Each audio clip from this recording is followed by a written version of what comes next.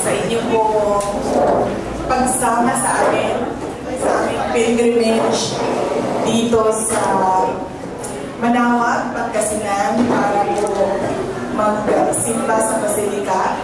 At masaya po namin na ibinabahagi sa inyo na ngayong taon po ay 90 years anniversary po ng Office of the Vice President. At isa po sa aming activities para sa mga 90 years celebration namin ay ang aming pong pagbisita dito sa Manaoag at pagsama sa misa kanina umaga alas 6 po ng umaga. Yes, ma'am.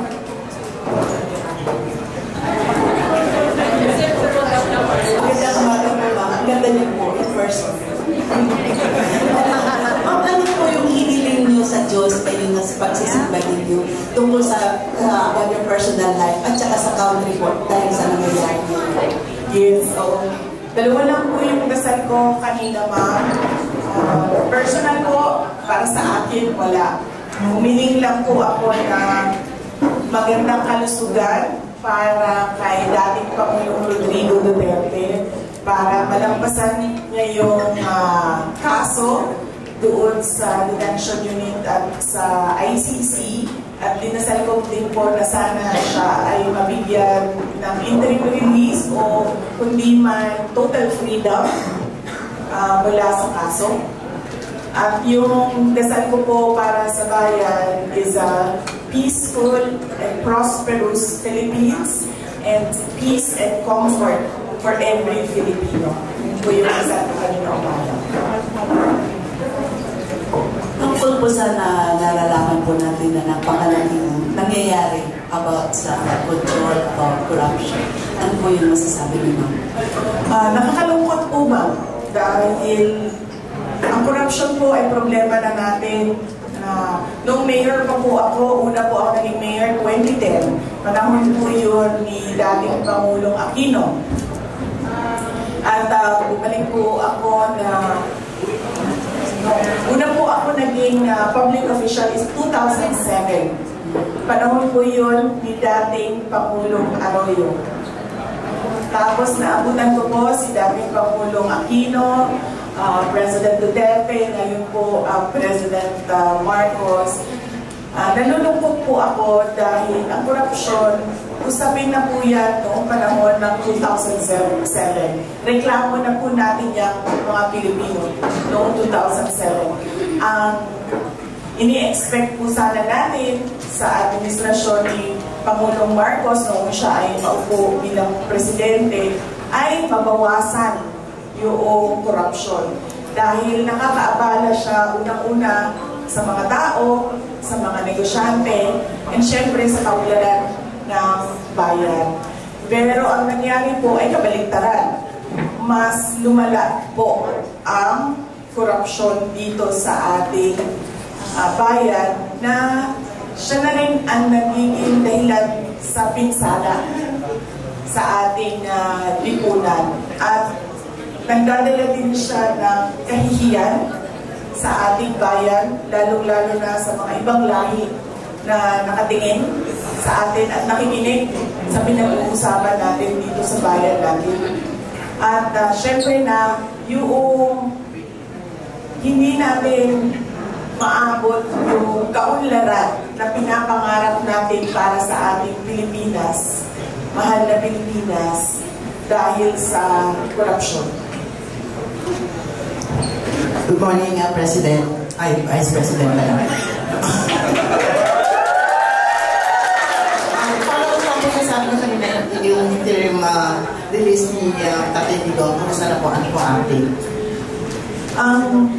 Nag-file po ng interim release yung defense team ni dating Pangulong Rodrigo Duterte. Nakahanap po sila ng isang bansa na tatanggap, third country na tatanggap kay Pangulong Duterte. Lahat po ng kinakailangan para suportahan yung kanilang petition for interim release ay sinabit na po nila at na-deny po yung interim release. Ngayon, ang hakbang naman ng defense team ay nag-file po sila ng appeal. Tapos, nagsubmit na po sila ng bago pang mga supporting documents na nagsasabi na wala po kay dating Pangulong Rodrigo Duterte yung mga risk factors sa pagbibigay ng interim release. Ang risk factors po, unang-una, flight risk, ibig sabihin magtatago. Pangalawa po ay magte-threaten o mag-intimidate ng mga witnesses. Hindi po ugali ni dating Pangulong Rodrigo Duterte yun. Nakita na po natin na merong mga investigasyon noon dito sa ating bayan. Nag-investiga si Commission on Human Rights, Lina de Lima, nag-investiga ang Senate, pinatawag nila si Trillanes at ang kanyang mga testigo. Wala pong nanakot, walang nangyaring masama sa kanila. So, makikita po natin na hindi ganyan yung behavior ni dating Pangulong Duterte. In fact, sinasabi na lagi, pabayaan ng mga tao na magtanong, pabayaan na magbukas ng investigasyon. At ngayon, nag-cooperate siya sa International Criminal Court. At yung pangatlo po na risk factor ay yung posibleng pagpapatuloy ng paggawa ng krimen. So, wala po sa kanya lahat yun. So, yun po yung inuulit ng defense team sa kanilang appeal at naglagay po sila ng iba pang mga supporting documents. Good morning, VP EY, Parigiri of DWIC. Reaction niyo po una, pilit na shift yung investigation dinadala sa flood control projects daw sa Davao. Plus, second, ano po ba yung mga sistema ipinatupad at pinapatupad ng pamunaan ng Duterte at puro walang negative reaction from your constituents sa Davao with regards to flood control and infra projects dun sa inyo? Una-una po ma'am, hindi na kami nagugulat na pilit na ininidikit yung flood control corruption kay dating Pangulong Rodrigo Duterte at kay Senator Bongo. Kasi sinasabi ko nga noon pa na unang-una, yung nangyayari ngayon, hindi na po ito usapin ng 2025 budget. Dahil ang 2025 budget ay ninakaw na, wala na yun. Ang usapin po ngayon ay yung 2026 budget, 2027 budget, at 2028 budget, at yung mangyayaring eleksyon sa 2028. So kung i-tagpi natin yun, yung ginagawa nilang pag-atake sa kay dating Pangulong Rodrigo Duterte at kay Senator Bongo, gusto lang din nun na matamaan yung ako. Dahil paniwala nila at siguro pakiramdam nila, isa ako sa mga kandidato na pagkapangulo sa 2028. Negative reaction po ng mga tiga Davao, ang tanong niyo po, wala silang negative reaction.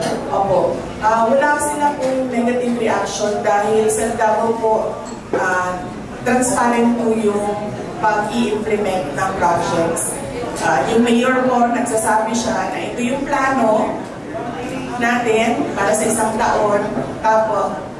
Tapos after 1 year, nagsa-state of the city address siya at sinasabi niya rin, ito yung mga hindi nasunod, ito yung mga nasunod na plano, at ito yung mga hindi nagawa at bakit hindi sila nagawa.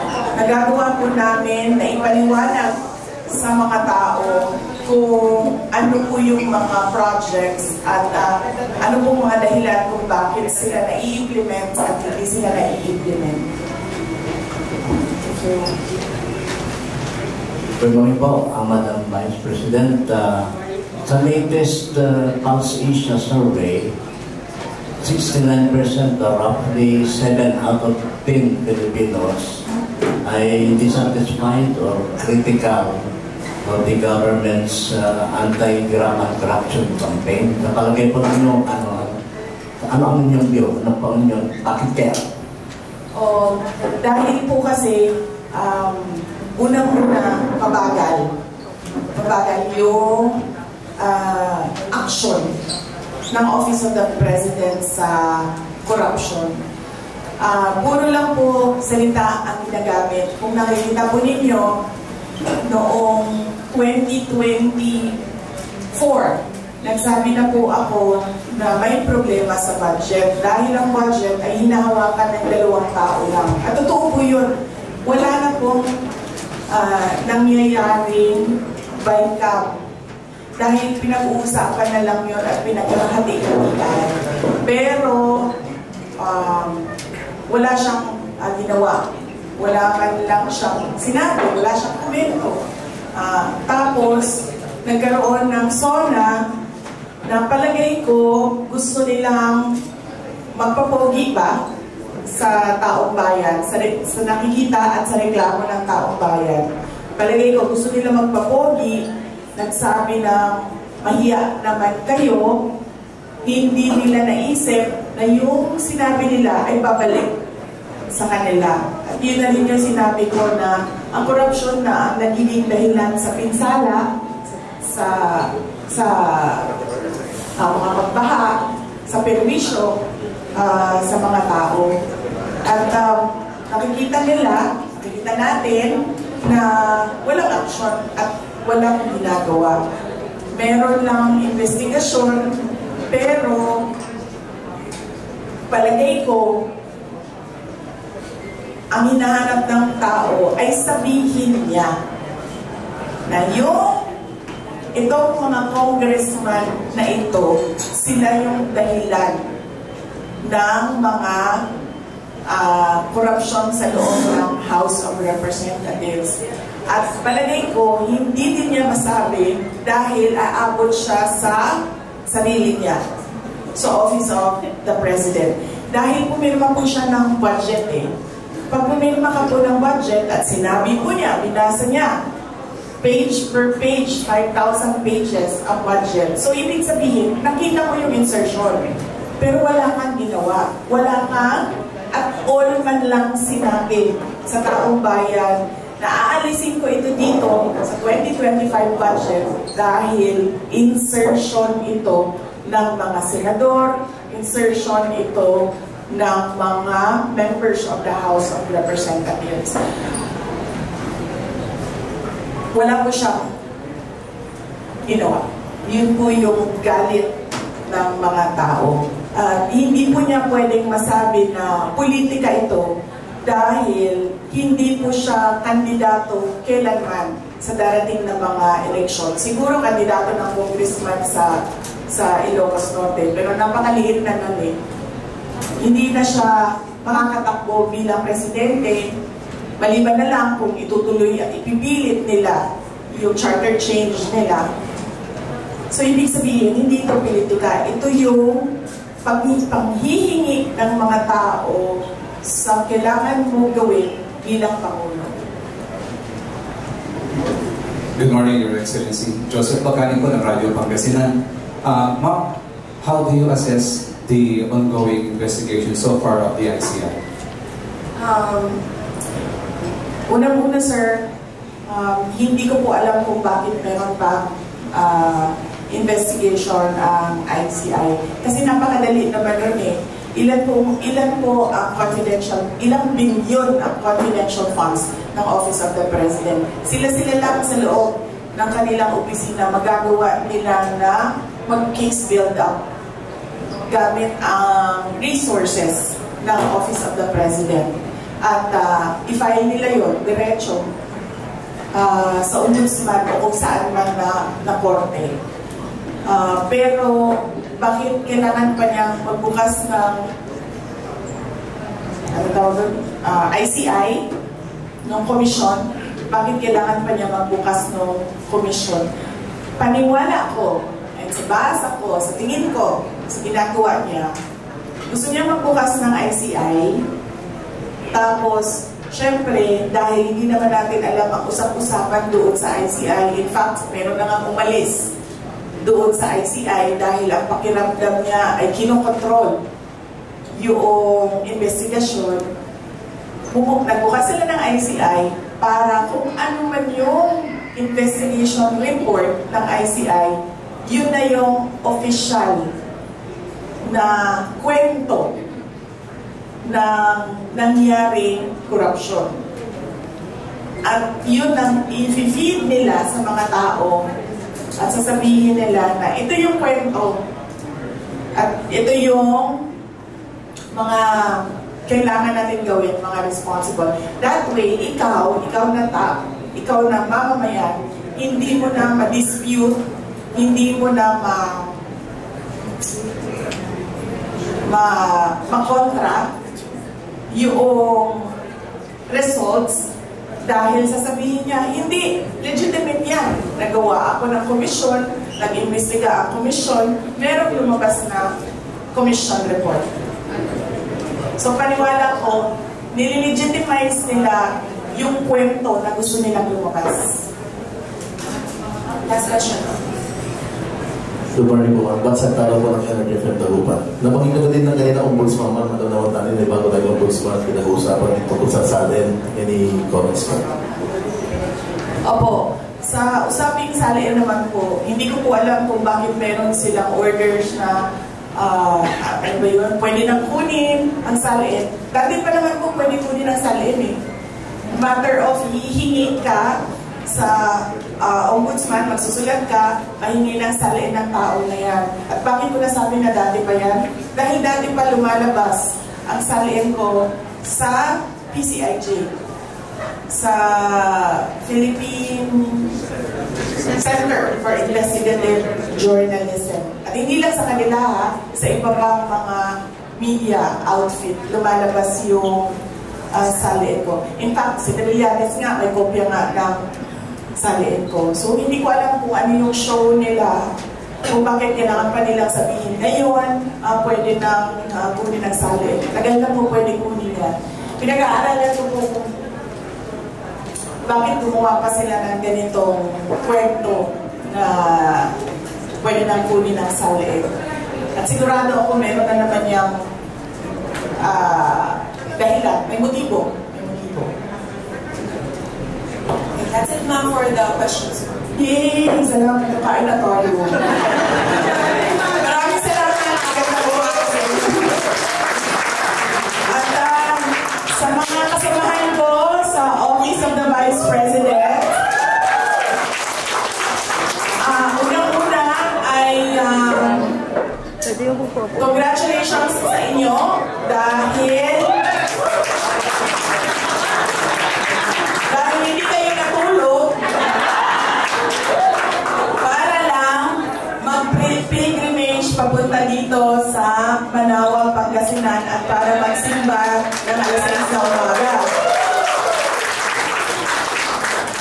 At pangalawa, huwag niyong kalimutan yung homily ni Father kanina. Anong sinabi ni Father? I-check ko lang kasi baka natulog na kayo sa misa. Hindi kayo natulog sa biyahe, natulog kayo sa misa. Oo. Anong sabi ni Father? Discipleship. At ano, what about discipleship? We can be a disciple even without any resources. Oh!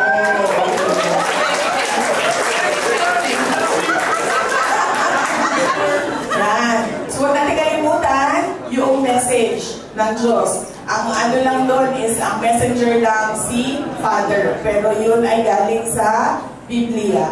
At ang pangatlo ay, mag-ingat kayo pauwi. Huwag kayong dumiretso ng Baguio.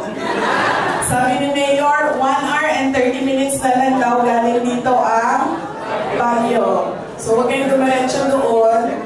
Bumalik kayo ng Mandaluyong.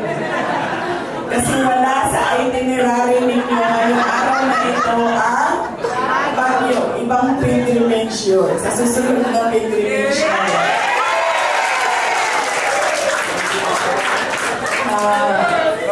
masaya ako na nakasama mo kayong lahat ngayon. Ang kasama namin sa Central Office, sa Mandaluyong, mga kasamahan namin sa Satellite Office dito sa Pangasinan. At ang ating mga kaibigan dito sa Manawag, sa Dagupan, nandito po si Mayor, nandito si Barangay nandito si Brian Lin, si Ma'am Cecil, at sa inyo po, mga kasamahan namin sa media. Maraming salamat po. Magandang umaga.